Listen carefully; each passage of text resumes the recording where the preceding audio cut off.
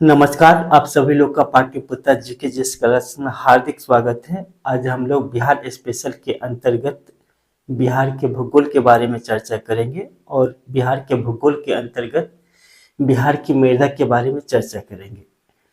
मृदा सामान्यतः महाद्वीपीय भूपटल की ऊपरी परत को कहा जाता है। यह ऋतुक्षरित, अपर्दित और अपघटित चट्टानी कणों का असंगठित रूप है। इसमें जल, वायु, ह्यूमस, कार्बनिक पदार्थ एवं अकार्बनिक पदार्थ का मिश्रण होता है।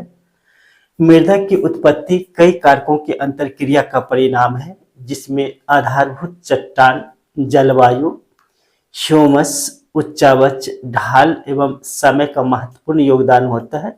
इसमें सबसे अधिक गत्यात्मक कारण जलवायु को माना जाता है।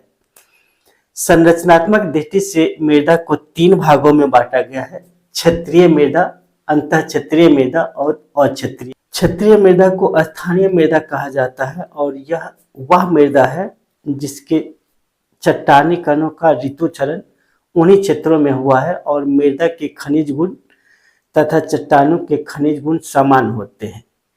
इसके विपरीत अंतःक्षेत्रीय मृदा भी स्थानीय मृदा है, लेकिन इसके मृदा के खनिज गुण और चट्टानों के खनिज गुण में अंतर आ जाते हैं।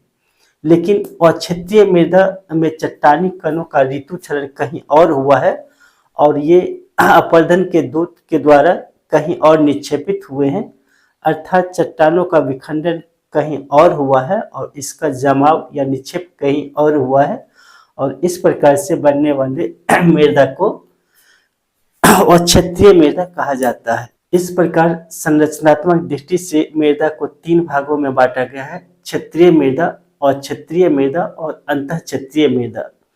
इसी प्रकार बिहार की मृदा को भी संरचनात्मक दृष्टि से दो भागों में बांटा गया है: अवशिष्ट मृदा और जलोढ़ मृदा। अवशिष्ट मृदा ही क्षेत्रीय मृदा है और जलोढ़ मृदा ही अक्षेत्रीय अर्थात निक्षेपित मृदा है। आइए शुरुआत करते हैं बिहार की मृदा के बारे में।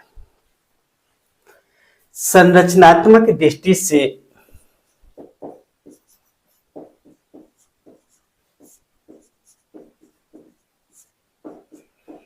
बिहार के मृदा को दो भागों में बांटा गया है। पहला अवशिष्ट मृदा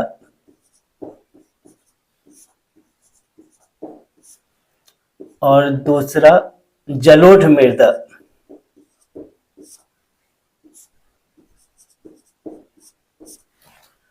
अवशिष्ट मृदा का निर्माण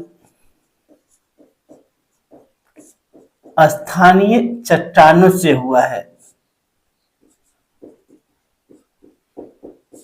जबकि जलोढ़ मृदा का निर्माण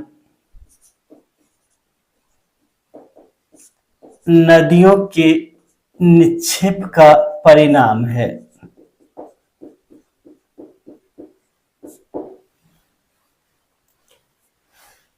बिहार के मृदा को सामान्यतः दो भागों में उत्तरी बिहार के मृदा और दक्षिणी बिहार के मृदा के रूप में बांट करके अध्ययन करते हैं।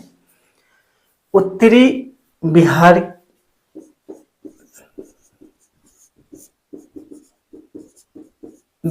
की मृदा, उत्तरी बिहार की मृदा को सामान्यतः चार वर्गों में बांटा गया है। पहला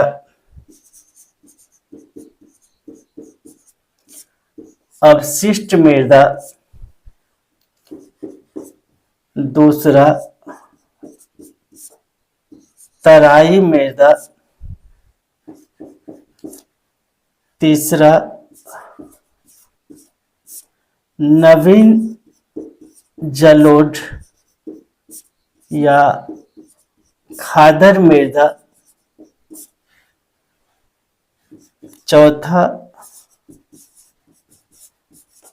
बल सुंदरी या दोमट मृदा।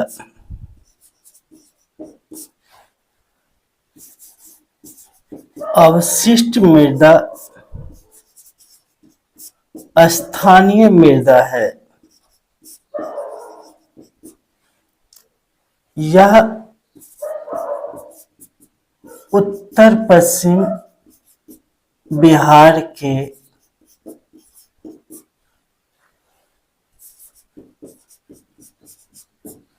चंपारण जिले के पहाड़ी क्षेत्र में पाई जाने वाली मृदा है।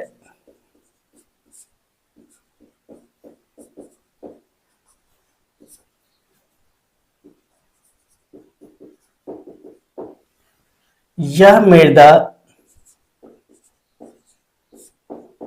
चावल एवं गन्ना के लिए अनुकूल है। इसके अतिरिक्त दक्षिण बिहार में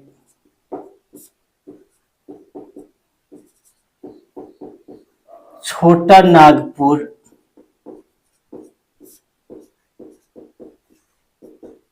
पठारी क्षेत्र के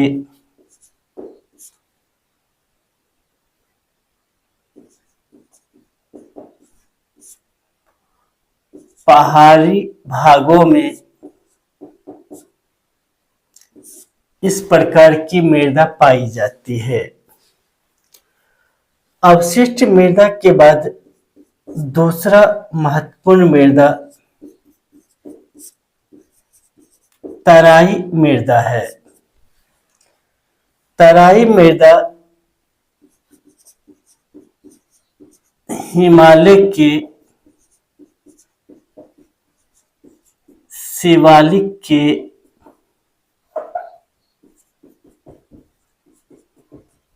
दक्षिण में स्थित मृदा है। यह मूलतः हिमालयी नदियों के निक्षेप का परिणाम है।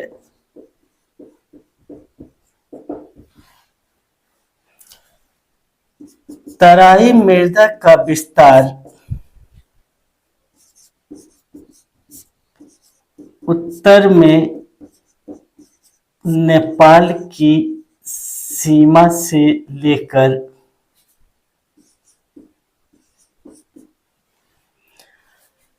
पश्चिम में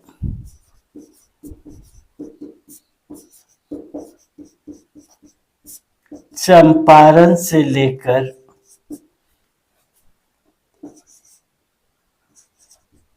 पूरब में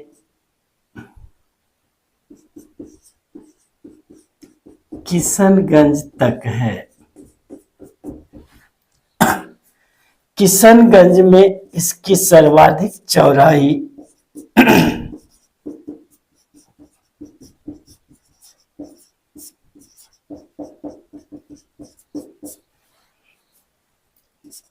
करीब 50 किलोमीटर तक है।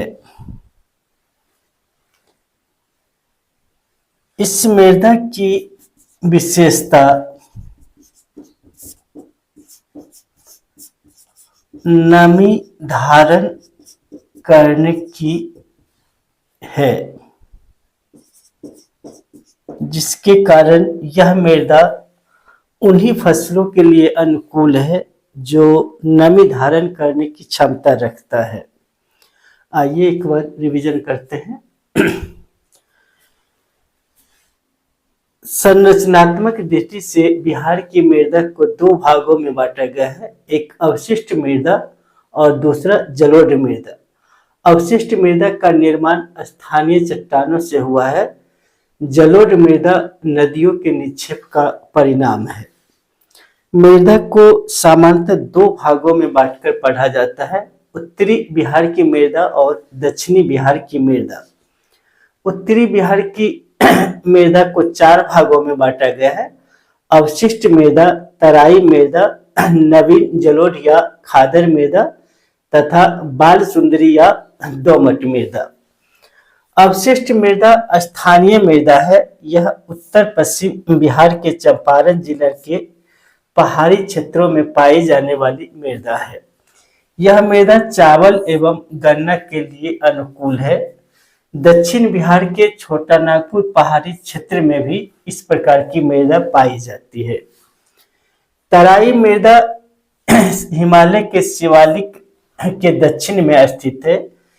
इस मृदा का निर्माण हिमालय के नदियों के निक्षेप का परिणाम है। इसका विस्तार उत्तर में नेपाल की सीमा से लेकर के पश्चिम में चंपारण से लेकर के पूरब में किशनगंज तक है।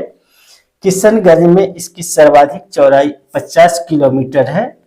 इसकी विशेषता नमी धारण करने की अधिक है और जिसके लिए इस मृदा में जिसके कारण इस मृदा में उन्हीं फसलों को लगाया जाता है जिसमें नमी धारण करने की क्षमता अधिक हो। इसका स्क्रीनशॉट ले लीजिए।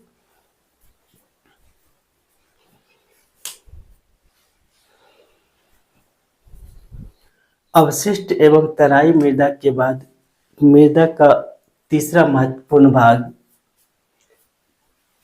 खादर या नवीन जलोढ़ मृदा है।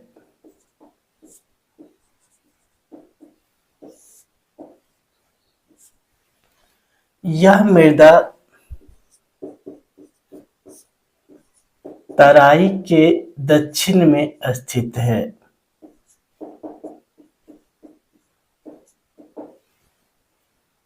इसका विस्तार सारण, चंपारण, शिवहर, मधुबनी, दरभंगा, समस्तीपुर, मुजफ्फरपुर,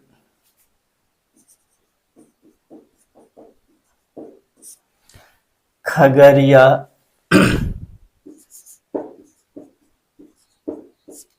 पूर्णिया,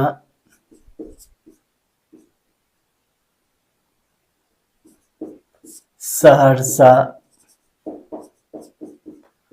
मधेपुरा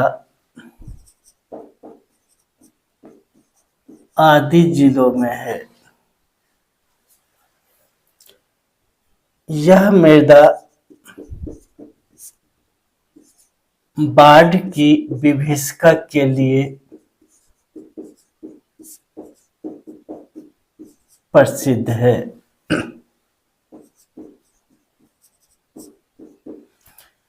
यह काफी उपजाऊ मृदा है।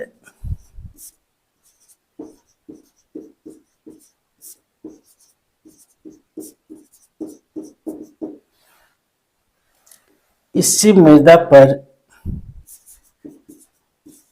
चावल, गेहूं, गन्ना, पटसन, दलहन, तिलहन,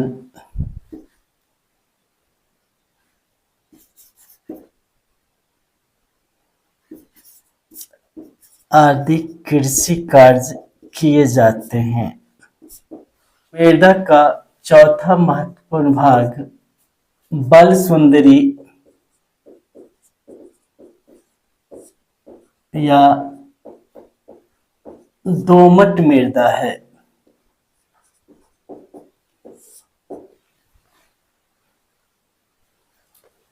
यह पुरानी जलोढ़ मृदा है।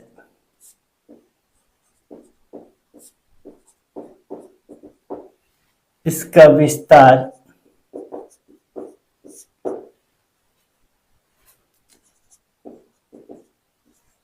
उत्तरी दक्षिण पश्चिम बिहार के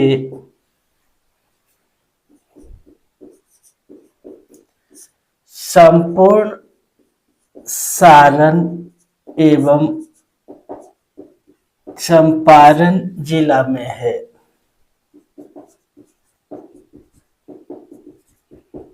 इसके अतिरिक्त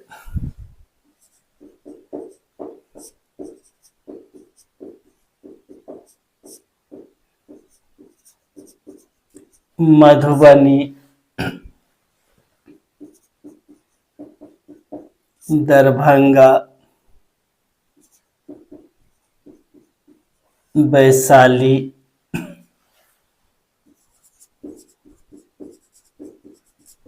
मुजफ्फरपुर, समस्तीपुर आदि जिलों में है। इस प्रकार की मृदा में चावल, गेहूं, गन्ना, तंबाकू की कृषि होती है। इसके अतिरिक्त आम, लीची एवं केले के बागान भी लगाए जाते हैं।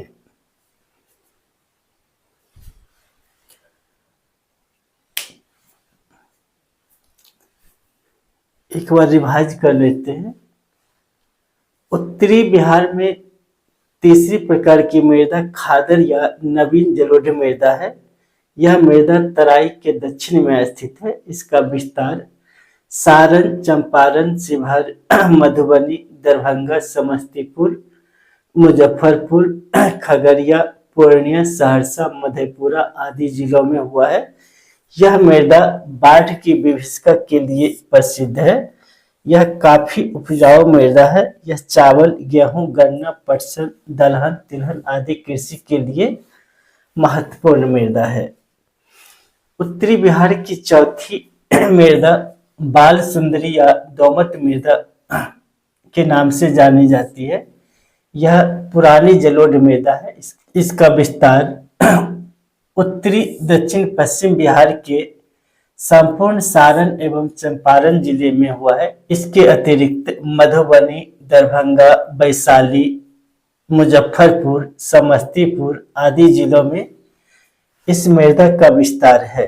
इस मृदा में चावल, गेहूं, गन्ना, तंबाकू की कृषि की जाती है। साथ ही आम, लीची एवं केले के बागान भी देखे जाते हैं। इसको नोट कर लीजिए।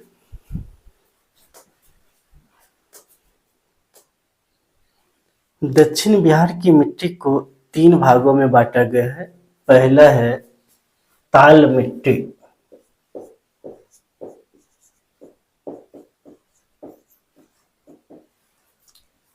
दूसरा है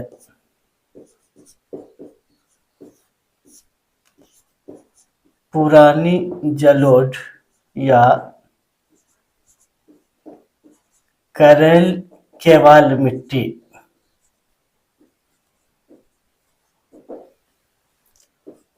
और तीसरा है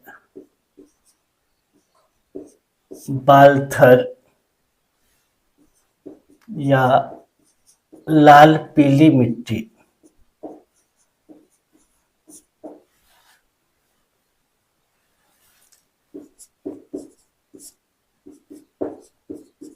ताल मिट्टी गंगा के दक्षिण तट से 8 से 10 किलोमीटर के बीच पाई जाती है।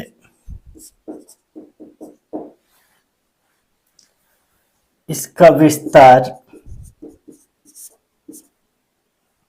बक्सर,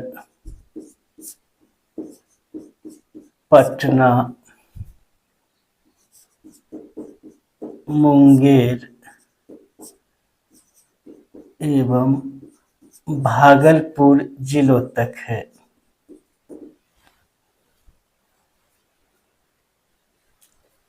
ताल मिट्टी काफी उपजाऊ मिट्टी है।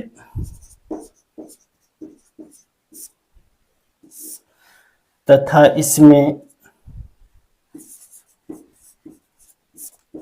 खरीफ की फसल नहीं होती है, केवल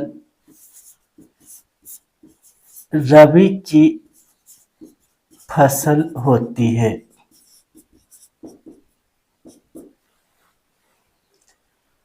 ताल मिट्टी के बाद दूसरी महत्वपूर्ण मिट्टी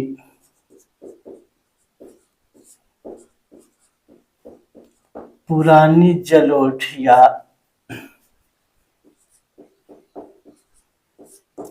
करेल केवाल मिट्टी है।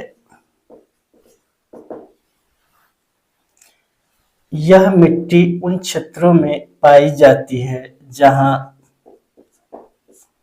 बाढ़ का प्रभाव नहीं है। यह सामान्यतः पश्चिम में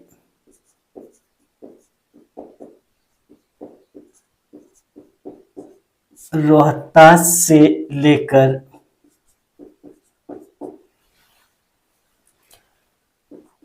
गया, पटना,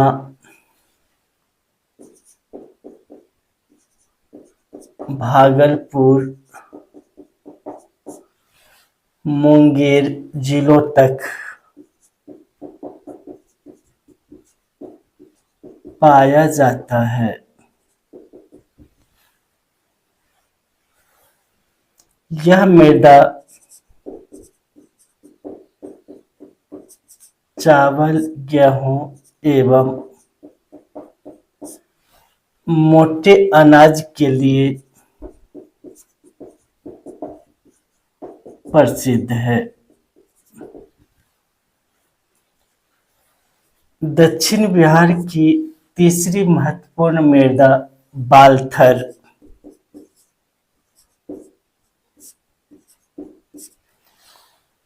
या लाल पीली मृदा है। लोहे की उपस्थिति के कारण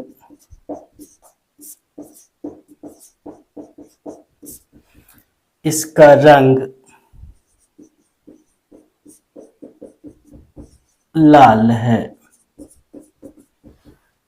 इस मृदा का विस्तार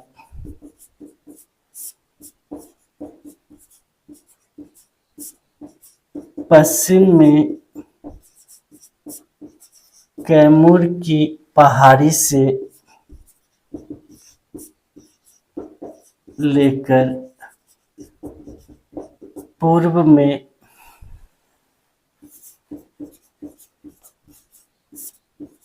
राजमहल की पहाड़ी तक है।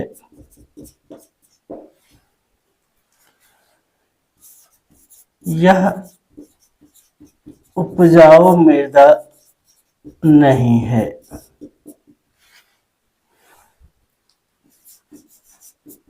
नमी धारण करने की क्षमता कम है। यह मूलतः मोटे अनाज के लिए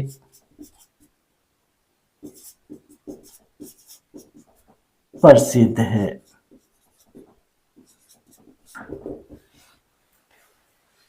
एक बार रिवीजन कर लेते हैं।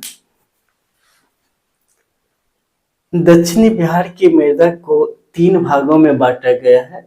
ताल मिट्टी, पुरानी जलोढ़ या करेल केवाल मिट्टी और तीसरा बालथर या लाल पीली मिट्टी। ताल मिट्टी गंगा के दक्षिणी तट से 8 से 10 किलोमीटर के बीच पाई जाती है।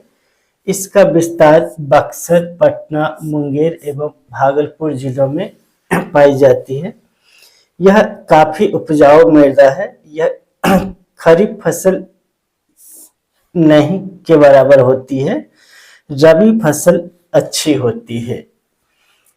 ताल मिट्टी के बाद दूसरी महत्वपूर्ण मिट्टी पुरानी जलोढ़ या करेल केवाल मिट्टी है। यह मृदा वहां पाई जाती है जहां बाढ़ का प्रभाव नहीं है, अर्थात पानी नहीं पहुंच पाता है।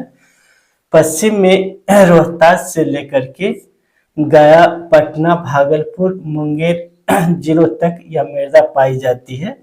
यह चावल, गेहूं एवं मोटे अनाज के लिए प्रसिद्ध है। और दक्षिण बिहार की तीसरी महत्वपूर्ण मृदा बालथर या लाल पीली मृदा है। लोहे की उपस्थिति के कारण इसका रंग लाल होता है। इसका विस्तार पश्चिम में कैमूर की पहाड़ी से पूर्व में राजमहल की पहाड़ी तक है।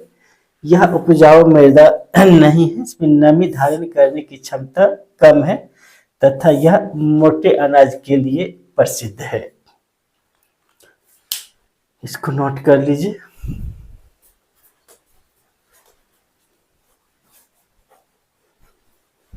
बिहार की मृदा को मानचित्र के द्वारा समझने का प्रयास करते हैं। बिहार के उत्तर में नेपाल, दक्षिण में झारखंड, पूरब में पश्चिम बंगाल और पश्चिम में उत्तर प्रदेश है।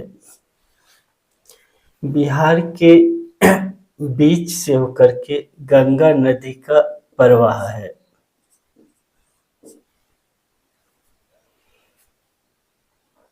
बिहार के उत्तर पश्चिमी भाग में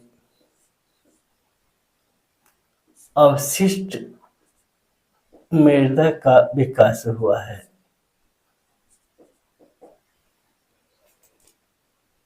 नेपाल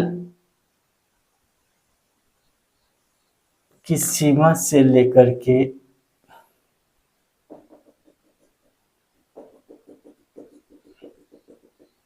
सात से 8 किलोमीटर के बीच में तराई मृदा, जो चंपारण जिले से लेकर के किशनगंज जिले तक है। इसके साथ ही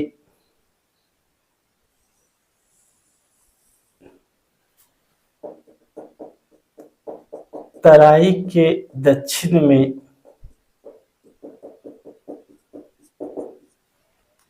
खादर या नवीन जलोढ़ मृदा है।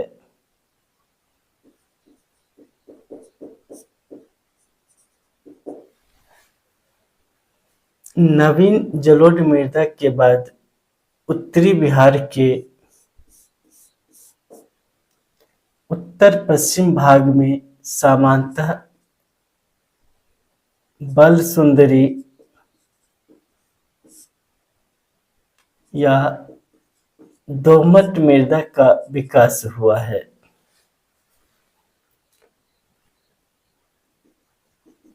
गंगा के दाहिने तट पर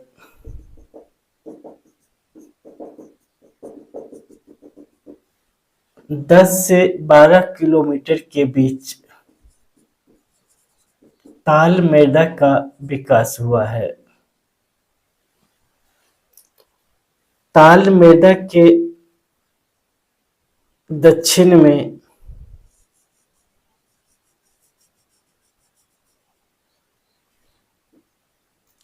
मुख्यतः रोहतास से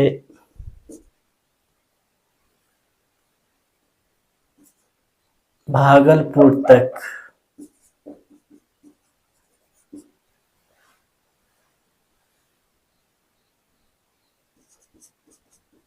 पुरानी जलोढ़ मृदा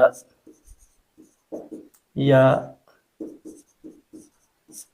केवाल करेल मृदा का विकास हुआ है। साथ ही छोटा नागपुर से लगे क्षेत्रों में बलथर मृदा का विकास हुआ है।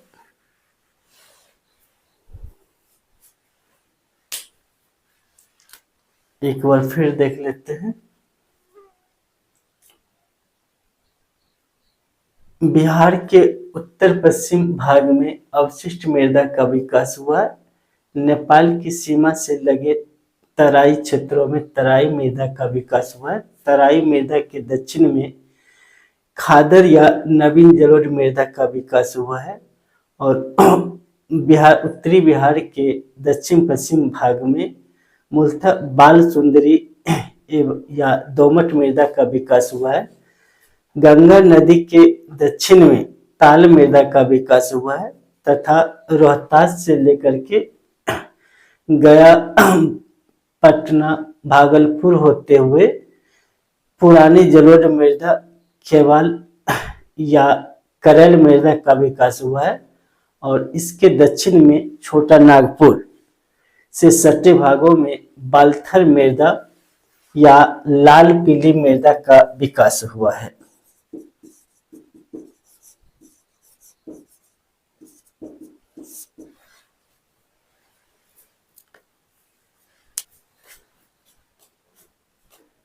बिहार की लगभग 74% भूमि पर कृषि की जाती है।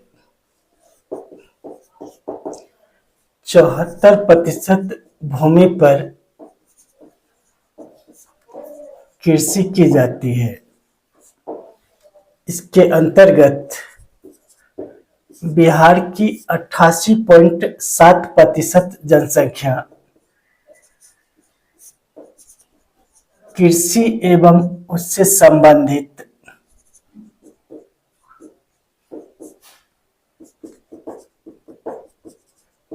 कार्यों में लगी है।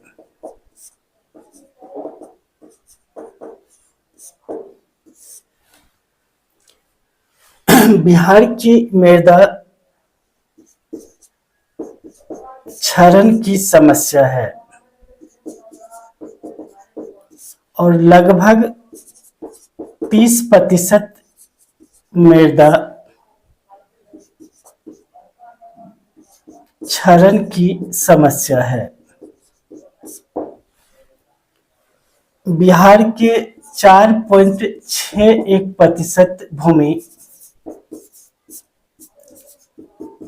बंजर एवं अकृषि योग्य है। इसमें सर्वाधिक बांका जिला एवं सबसे कम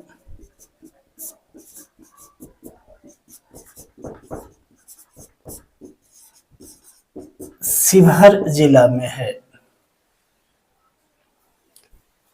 एक बार रिवाइज कर लेते हैं। बिहार की 74% भूमि पर कृषि की जाती है और इस 74% भूमि पर बिहार की 88.7% जनसंख्या कृषि एवं उससे संबंधित कार्यों में लगी हुई है। बिहार में मृदा क्षरण की समस्या विद्यमान है और लगभग 30% भूमि मृदा क्षरण की समस्या से ग्रसित है।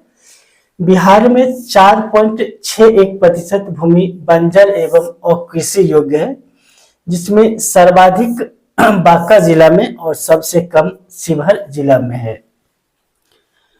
इसके साथ ही मिलते हैं अगले वीडियो में, तब तक के लिए धन्यवाद।